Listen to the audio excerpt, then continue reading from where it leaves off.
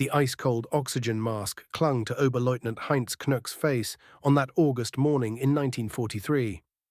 He was perched 25,000 feet above Schweinfurt, Germany, staring through his Messerschmitt's canopy at something his mind could barely process.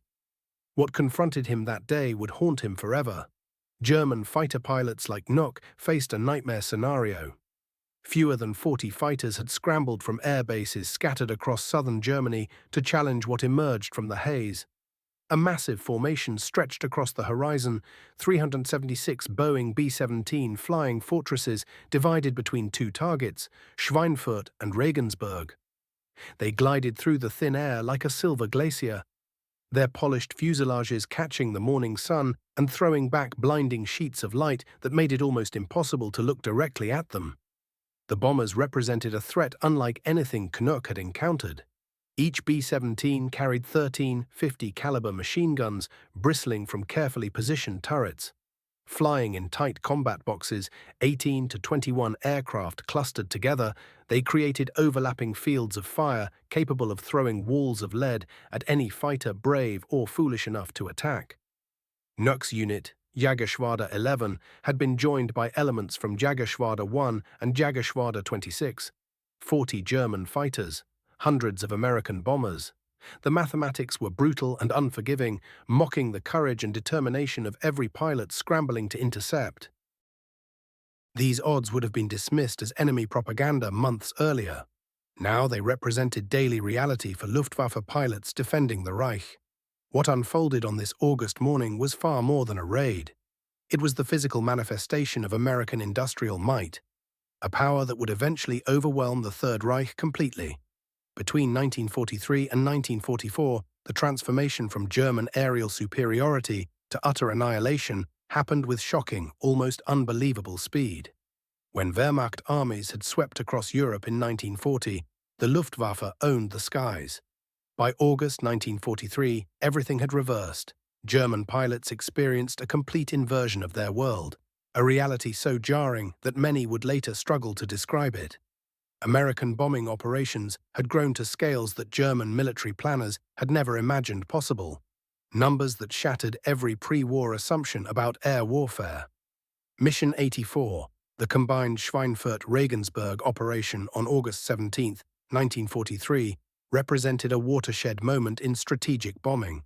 Colonel Curtis LeMay's 4th Bombardment Wing led 146 B-17s toward the Messerschmitt factory at Regensburg, while 230 bombers from the 1st Bombardment Wing targeted the ball-bearing plants at Schweinfurt. These weren't arbitrary choices. Military planners had identified ball bearings as a critical vulnerability in German war production. The Regensburg facility produced nearly a third of all German single-engine fighters. The strategy was ruthlessly logical: cripple Germany's fighter production while simultaneously strangling the broader war economy through ball-bearing shortages. Fighter Commander Adolf Galland had authorized every available aircraft to scramble.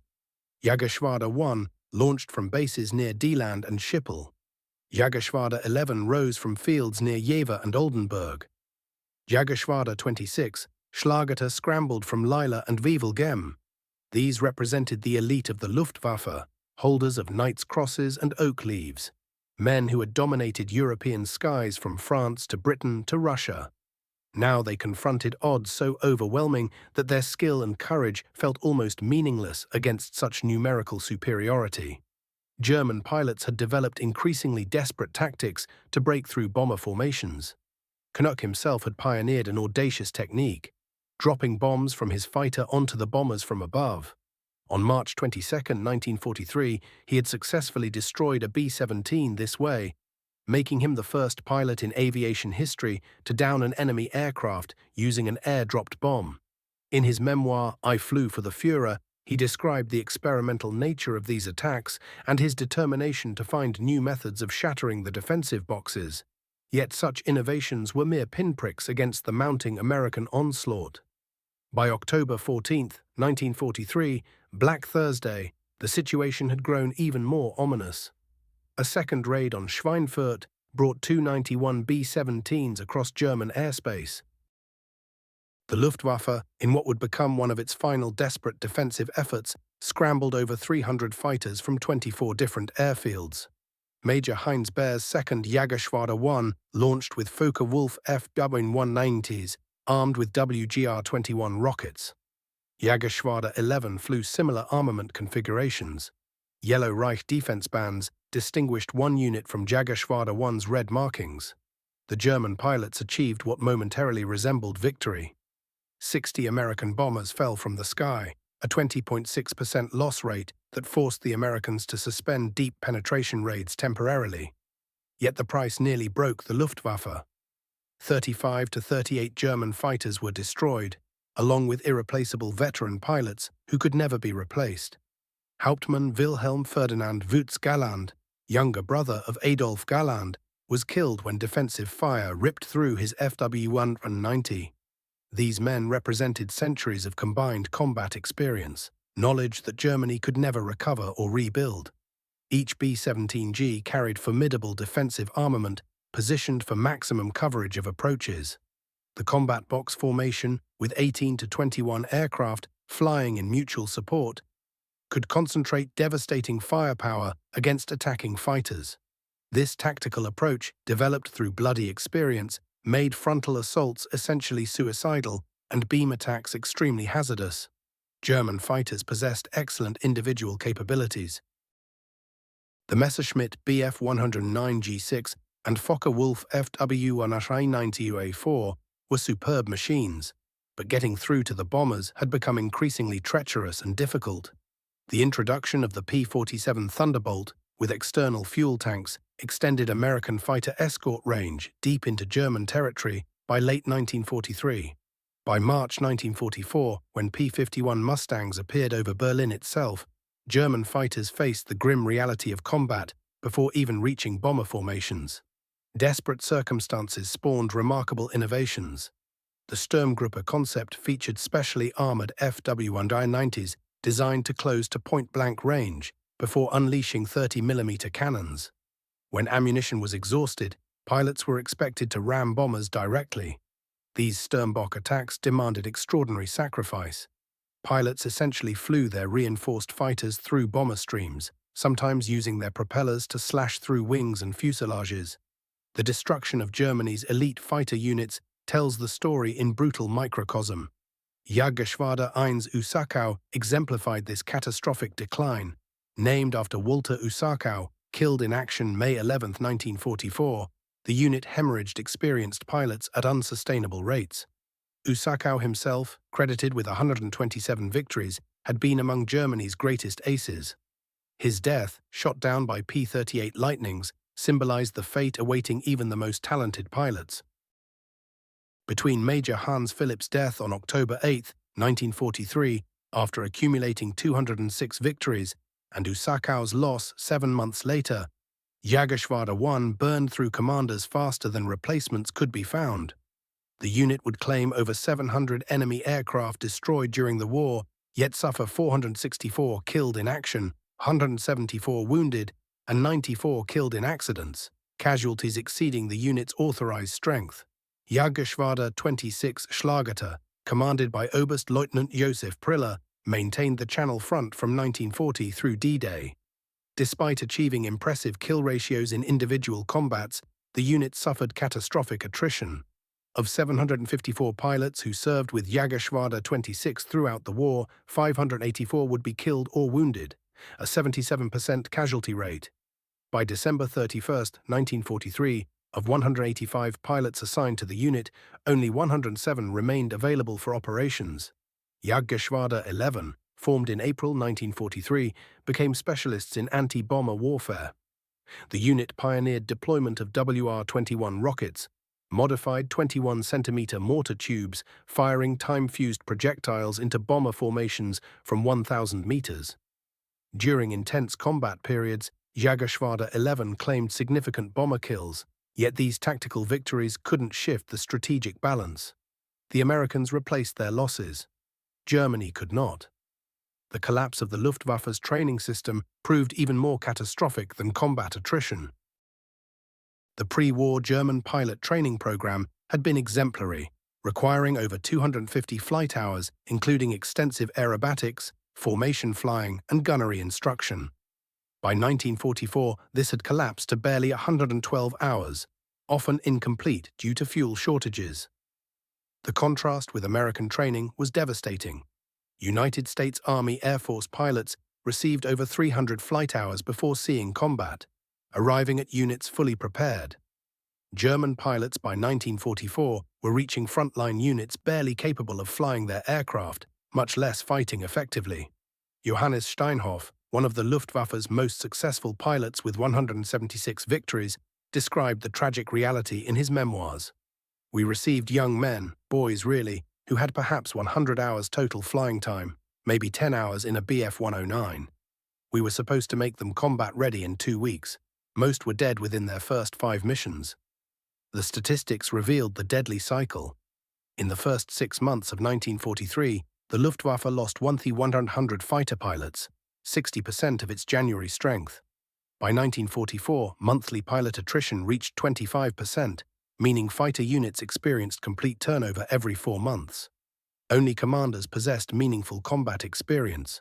Most pilots had between 8 and 30 days of active service before becoming casualties. The Allied oil campaign delivered the death blow. Germany's synthetic fuel plants had produced 124,000 barrels daily in early 1944, providing 92% of aviation fuel. These facilities became primary bombing targets beginning in May 1944. On May 12, 1944, 935 bombers struck synthetic oil plants across Germany. The immediate impact proved catastrophic. Production plummeted from 175,000 tons in April to 52,000 tons in June, 35,000 tons in July, and barely 5,000 tons by September. Albert Speer reported in July that 98% of all Axis fuel plants were out of operation. The irony was bitter.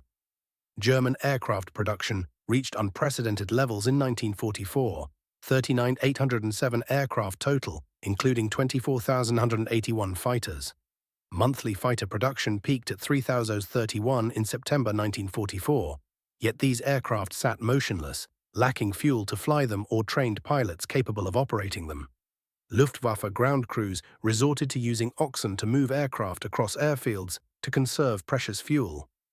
By November 1944, training flights were suspended entirely. Combat units operated on 10% of minimum required fuel. Pilots were restricted to a single training flight monthly. By February 1945, synthetic fuel production had collapsed to 0.5% of early 1944 levels. The psychological destruction of German fighter pilots preceded their physical annihilation. Veterans who had entered the war as confident warriors gradually transformed into fatalistic survivors. Johannes Steinhoff captured this transformation in his writings. In 1940, we were hunters. By 1943, we were the hunted. By 1944, we were simply targets. He wrote extensively about watching the realization spread through fighter units that defeat was inevitable, that leadership had abandoned every principle of responsible command. The crisis culminated in the fighter pilots' revolt on January 22, 1945.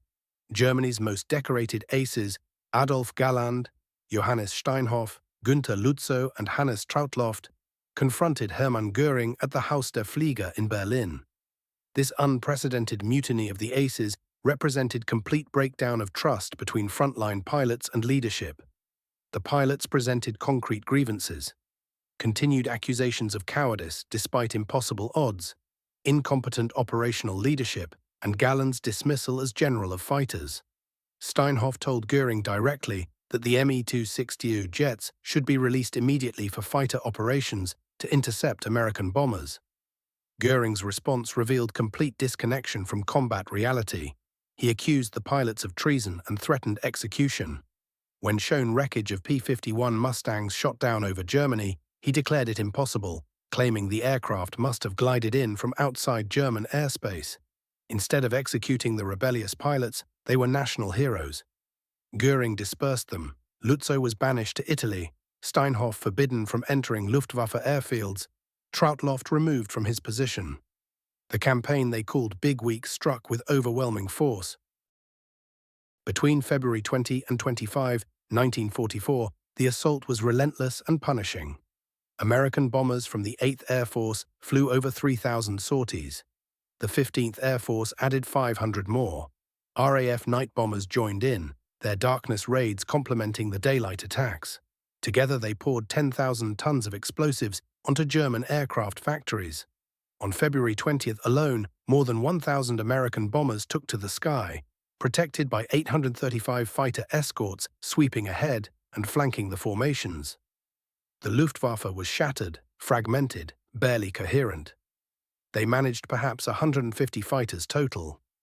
Staffel Captain Heinz Kanoka of 5JG-11 documented what actually happened that day. He and his pilots scrambled 8 aircraft. 2 couldn't make it. Engine troubles grounded them before they ever engaged. The remaining 6 climbed toward the bombers. Only 2 came home. The rest didn't return. American Mustangs filled every corner of the sky. The week concluded with devastating German losses. 262 Luftwaffe fighters destroyed, 100 experienced pilots killed. Among them was Hauptmann Kurt Euben, a decorated ace holding the Knight's Cross and 110 victories to his name. He would not see another dawn. The Americans suffered too. 226 bombers fell from the sky. 28 fighters were lost, but America possessed factories that replaced every destroyed aircraft within days. New pilots arrived constantly. The math was becoming clear. American fighters now controlled German airspace completely. Then came March 6, 1944. 730 B-17s and B-24s flew toward Berlin in broad daylight. 800 fighter escorts surrounded them like a protective wall, including the deadly P-51 Mustangs. German pilots scrambled furiously. They managed 83 sorties to meet this massive assault. It wasn't nearly enough. The Germans lost heavily. The Americans lost barely anything. This was the moment that shattered German illusions forever. German pilots watched their own capital burning beneath them, while they couldn't stop it, couldn't change anything. The futility was absolute. Adolf Galland, one of Germany's greatest aces, later recorded this moment in his memoir. He wrote that March 6, 1944 was when certainty finally struck him. He knew absolutely, without question, that the war was lost. Not because Berlin burned, it had burned before, but because it burned in daylight while Americans lost barely 5% of their force, while Germany lost 30% of theirs. The mathematics had become murderous. The memoirs left behind by these German aces reveal an intimate journey from total dominance to complete annihilation. They had been the elite, the best-trained pilots in the world. Yet they found themselves overwhelmed by something they couldn't fight: sheer material superiority. Galland wrote about what his pilots needed to survive, what their spirits required. Their element was attack, he said. They needed to track and hunt and destroy. Only through such action could a fighter pilot display true ability. But if you confined them to narrow tasks, if you stripped away their freedom to think and act, then you took everything valuable from them. You stole their aggressive spirit, their joy in combat, their passion for the hunt. Johannes Steinhoff had flown 993 combat missions. He watched everything collapse. By 1944, leadership in Germany had abandoned every standard of responsible action, both toward their own people and toward the enemy. The fighter pilots found themselves trapped in the middle of this madness, fighting for a cause already lost. Heinz Knox documented his own transformation through the war. In the beginning, he had written eagerly about actually experiencing combat. The prospect appealed to him. By 1944, his words had changed completely. He recorded only the impossibility of their situation, the pointlessness of continued resistance against overwhelming numerical odds. Major Heinz Baer summarized the progression perfectly. He had 221 victories and lived through every phase of the war. In 1940, he said, "We owned the sky." By 1941, we shared it with the RAF. In 1943, we were disputing it with the Americans. By 1944, we were only trying to survive in it. The Messerschmitt Me-262 represented everything Germany had that should have mattered. It was technical brilliance rendered pointless by strategic disaster. This was the world's first operational jet fighter. It could fly at 540 miles per hour, 100 miles per hour faster than any Allied fighter. It should have changed everything. Germany produced roughly 1,430 of them, but Hitler demanded they be bombers first, fighters second. This delay meant the Me-262 wasn't used as a fighter until late 1944, when the war was already decided. When Galland demonstrated the jet to Hitler, he said it felt like angels were pushing the aircraft forward. Hitler's only question was about bomb capacity. Later, when finally permitted as fighters, fuel shortages and inadequate pilot training crippled operations. Jagdgeschwader 7 could rarely get more than 30 Me-262s into the air at once. Against raids of 1,000 bombers, even revolutionary technology couldn't save them. June 6, 1944 showed the complete collapse. The Luftwaffe had years to prepare for invasion. They knew it was coming. Yet Luftflotte 3 had only 100 operational fighters ready. The Allies launched 11,590 sorties on D-Day. The Luftwaffe managed just 319 sorties total. Only 35 came from fighters. The rest were Stukas and fighter bombers making futile attacks. Joseph Priller's action became legendary for its utter desperation and futility. His entire JG-26 had been relocated days before the invasion, leaving only Priller and his wingman Heinz Wodachik at Les Halles airfield. Command ordered them to attack the invasion beaches. Priller couldn't believe it. Attack the invasion with 2 fighters? It was insane. They made one strafing pass over Sword Beach, their guns blazing uselessly at the endless sea of Allied troops and equipment. Then they fled. That pathetic action was effectively the Luftwaffe's daylight response to history's greatest amphibious invasion. Fighter pilot casualties had become catastrophic. The Luftwaffe lost 26,800 fighter pilots killed or missing during the entire war. Monthly loss rates by 1944 were simply unsustainable. January 1944 saw 16.9% lost. February 1944 brought 18.2%. March 1944 reached 21.7%. April 1944 was 19.8%. May 1944 climbed to 24.3%. June 1944 hit 25.8%. These percentages meant entire units were completely replaced every 4 months. Flying schools sent fresh pilots directly into death. The December 1943 class from Jagdfliegerschule produced 552 new fighter pilots. Within 3 months, 80% were casualties. Individual units hemorrhaged pilots constantly. Between January and June 1944, JG-26 lost 58 pilots killed. JG-2 Richthofen lost 67. JG-11 suffered 73 deaths. When Priller took command of JG-26 in January 1943, he had 23 pilots with over 100 missions each. By June 1944, he had 3. German intelligence made catastrophic mistakes about American production capacity. In 1942, they estimated American aircraft production at 18,000. The actual figure was 47,836. For 1943, they estimated 30,000. Reality was 85,898. By 1944, their estimates reached 50,000. The truth exceeded 96,318. When Goering received reports that American fighter production had reached 3,000 monthly, he burned the reports as propaganda.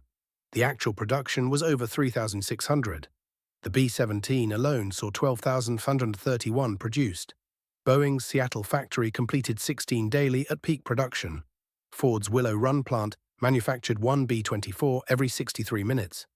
German production, despite Speer's reforms, peaked at 39,807 aircraft in 1944, but there was neither fuel nor pilots available to fly them.